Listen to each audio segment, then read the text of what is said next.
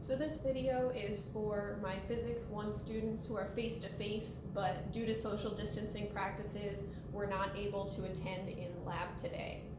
I realized that the setup for the camera probably didn't allow you to see much of the setup for the experiment, and so that's why I'm going to go over it with you now in this video. Okay? So the people who are face-to-face, they picked up a projectile launcher that looks like this, okay? And I can turn this and bring it a little bit closer to the camera so that you can get a better look at it, okay? And I had this projectile launcher set on a piece of paper that I taped to the table surface.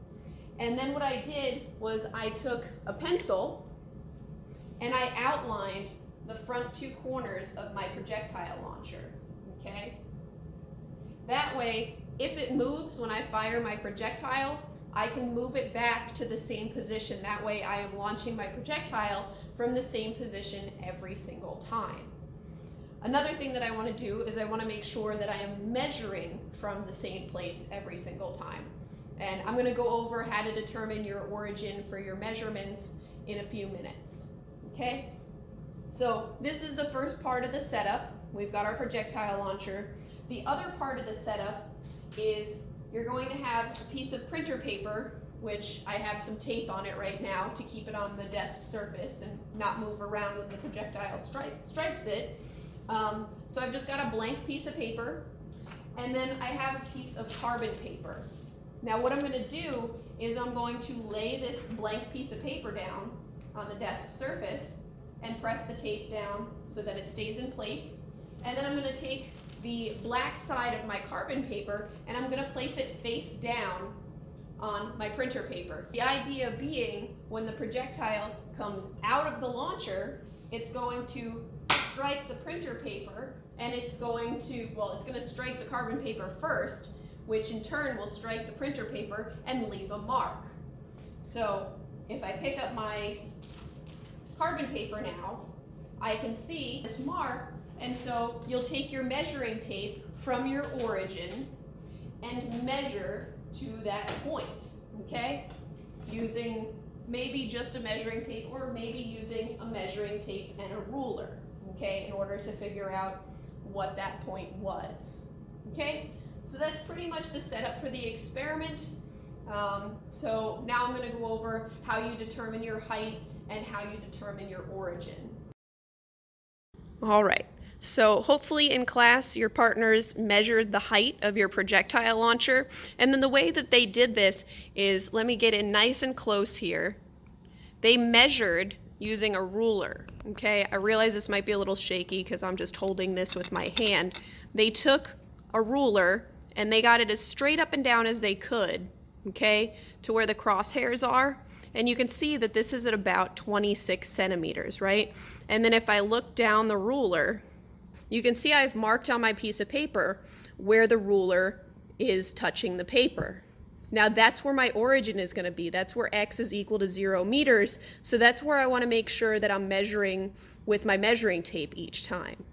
And then just to show you so that you can actually see on my piece of printer paper, I have marks on both corners. That way I can make sure that my projectile launcher is in the same spot every time. Okay, so that's how you get your height and your origin for x. And now we're pretty much ready to start the experiment. So you can see I'm here on table 1, and I've recorded our height, which we measured to be 26 centimeters, or when converted to meters, that is 0.26 meters. So now what I need to do is I need to set my angle to 0 degrees, and I need to measure my range 5 separate times. And yes, I did tell the people who were face-to-face, you can use these values for table 2 for your angle of 0 degrees. So you may be wondering how your lab partner determined the angles for your projectile launcher. So on the projectile launcher, there's this little protractor, and they adjust the plumb line here so that it would be at exactly 0, and then they would tighten the nut and it would hold this angle. So just to show you an example of what this methodology would look like all put together, you already saw we adjusted our angle to be at 0 degrees. And so I take my little plastic ball, my projectile, and I'm going to put it into the projectile launcher. Then I'm going to take my ramrod and I'm going to push it just one click. All right, and then I've already done a test shot so that I know that my ball is going to land somewhere in this area. And I recommended that to the in-person people as well, that they do a test shot. That way they know where to place their carbon paper and their printer paper. But yeah, so now it's ready, and I would just pull the trigger here, which is this piece of string, and then my ball would land on the paper, okay? So I would pick up my piece of carbon paper, all right? And this printer paper is taped in place, and so then I would take my measuring tape from that line where we put x is equal to 0, and I would take my measuring tape straight out from there, and then I would also use my ruler. That way, because my spot is a little bit further away from the measuring tape, it's kind of hard to determine exactly where it is. So I can use my ruler and see where that intersects the tape measure. And so it looks to be about 68. It's at 68 centimeters, so 0.68 I would record for my first shot. So you can see I'm back at my Excel spreadsheet, and we did our first shot and we measured that it was 68 centimeters or 0.68 meters. So that's what I've recorded right here. So now I'm going to do another shot for trial 2, and I'm going to show you up close how I was able to measure that distance of 0.68 meters. So you can see that where the ball struck the paper, there is a little black mark. And so what I would do now is I would want to measure, maybe in this case using my measuring tape and a ruler. So I try and line up my ruler and my measuring tape with that mark and record how far it went. Okay, and so if we look at the distance on the measuring tape, it looks to be about 64 centimeters or 0.64 meters. So now you can see that I've done my angle of 0 degrees 5 times, and I've collected my ranges, and so now I'm back in the Excel document and I need to calculate my average. So I'm going to do equals average, and then I'm going to highlight those 5 trials and hit enter. Okay, so now this is my average range that I'm going to be using when I calculate my initial speed.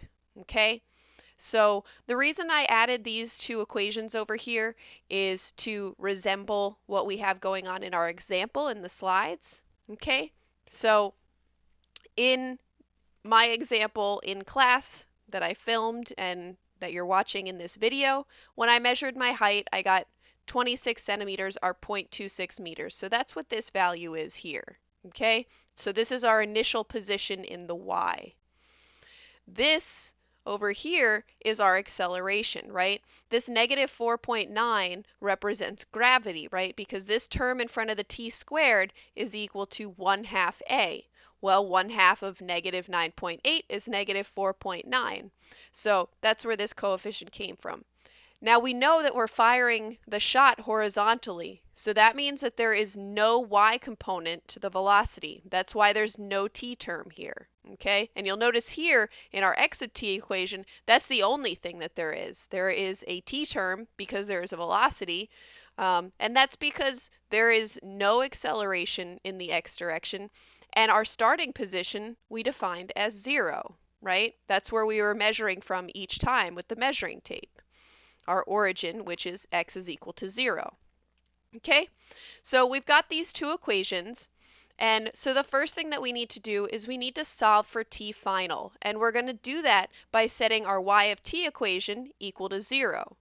Now, you may be wondering, why are we setting it equal to 0? The reason that we're setting it equal to 0 is because the table surface that we were measuring on is where y is equal to 0. That's where the projectile is hitting the ground, and that's where we took our ruler and we put our 0 for our ruler against the paper or the desk surface, right? So that is where y is equal to 0. So if we set it equal to 0 and solve for t, that's going to tell us the time that our projectile struck the paper, right? Or struck the ground at y is equal to 0.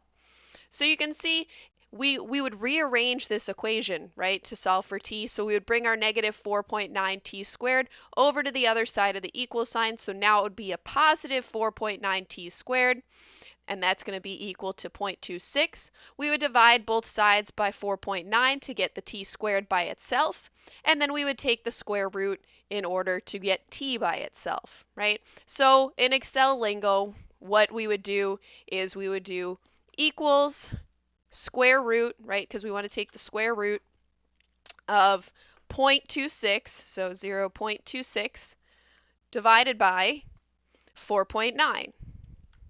Okay? And so then we hit enter, and this gives us t final. So that's t final right there. Now we're going to use our x position equation in order to calculate our initial speed. So what we're going to do is we're going to plug in our average. So remember how I said we were going to use this number right here? We're going to plug in our average for x final, because this is just, it could be any position at a given time, right, in the x direction. Well, specifically, we want the position when the object is striking the ground surface. So we're going to plug in our average value, which is 0.664, and set that equal to VOX, which is what we're solving for. That's the initial speed.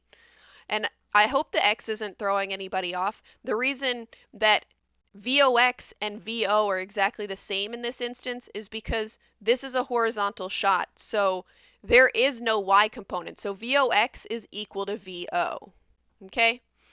Anyway, so you have x final, VOX, this is what we're solving for, and then you're going to plug t final, which is what we just solved for, in for t. So in Excel lingo, that would be equals this divided by this, right? Because that's what we just said. We're solving for VOX, so essentially we're going to take x final and we're going to divide it by t final. That'll get us just VOX by itself, right? So that's exactly what we did here. We took x final and we divided it by t final, all right? And that gives us 2.882. So this is 2.882. Oh, actually 3, right? Because we went around properly. All right, so this is our initial speed. So now I'm going to move on to table 2. So the first thing that I'm going to do is I'm going to take 3 of my values from table 1, and I'm going to copy them, and I'm going to paste them into table 2. The next thing that I'm going to do is I'm going to set up my average equation. So I'm going to do equals average, and then I'm going to highlight those 3 values and hit enter. Now I can take this and I can drag it and drop it all the way down. That way, as I do the rest of my experiment for 10, 20, 30, etc., the different angles, it'll automatically calculate the average, okay? The next thing that I want to do is I want to get my calculated range set up, okay? So I'm going to go to the instructions, and I scroll down to part 2 of the instructions, and at step 4, that's where your Excel equation is for your calculated range. So I'm going to go ahead and copy this, and I'm going to paste it here. Okay, now you can see it has some issues. That's because I have numbers and characters mixed together, and I'm going to fill in those values in a second. So for VO, theta, and H, I want to use my values, okay? Well, for VO, I want to use my numerical value, and for H, I want to use my numerical value. But for the sake of ease with this experiment, I'd recommend using the cell for theta. Okay, so what I'm going to do is I'm going to go back to table 1, and I'm going to record what my height is, so that's 0.26, and then what my initial speed is, which is 2.883. And then I'm going to go fill in those values into my equation. Okay, so this was 2.883. And I'll change this VO, so 2.883. 2.883 and 2.883. So now I changed all my VOs. So the next thing that I'm going to do is I'm going to change my height. So this was 0.26. And then I'm going to go in and I'm going to use the cell for all of my angles. So I'm going to click A3, then I'll get rid of this theta and click A3, and then get rid of this theta and click A3. Okay? So now I have my calculated range, and I can just go ahead and drag and drop this all the way down. Okay? Now, one thing that's staring me in the face is that this has runaway decimal points. I shouldn't be exceeding 3 decimal points, so I'm just going to go ahead while everything's highlighted and drop those decimal points down to 3 decimal points. Also, if you happen to notice that your border has gone away and it's driving you insane, like it's driving me insane, you can just highlight all of this and then go to borders and then click all borders, and then your lines will be back. So now I'm going to go do the rest of the experiment for my different angles, and I'll be right back. So now you can see that I conducted the rest of the experiment and I got all of my values. And so now I'm going to add my graph. Okay, so I'm going to click out in the middle of nowhere. I'm going to do insert, and I'm going to select my first scatter plot. So now I've got a blank scatter plot. When I click on it, then the design tab opens, so design tab, and the option to select data. So I'm going to select data, click add, and then I'm going to do my measured series first. So I'm going to call this measured.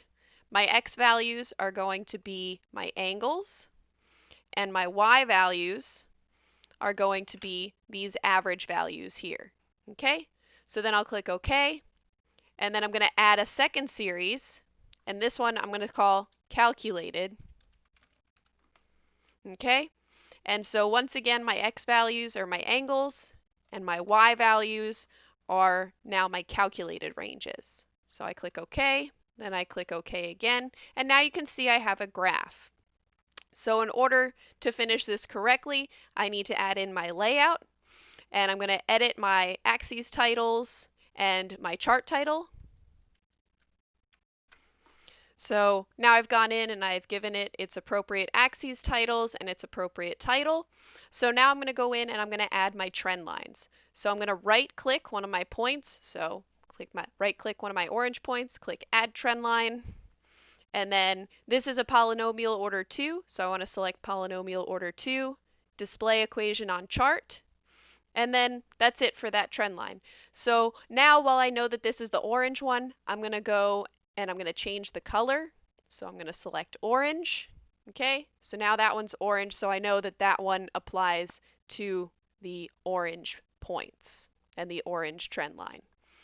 Now I'm going to do the blue one, so I'm going to right click one of my blue points, if it lets me. Maybe. Might have to zoom in a bit. So let's try that again. Now we can select our blue points, click add trend line, and this is also polynomial order 2, and we're going to display our equation on the chart. And this one I am going to turn blue. So we'll do blue. And then that's it. Now I'm done with my graph and I'm done with all of my data. So hopefully you found this video useful if you weren't able to attend in person today.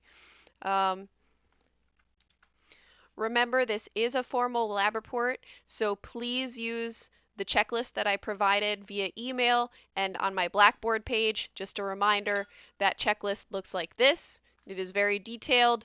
Make sure that you answer every question next to each and every check mark, because I'm going to be looking through your reports and seeing if the answers to these questions are there. So best of luck writing your report, and I will see you in class.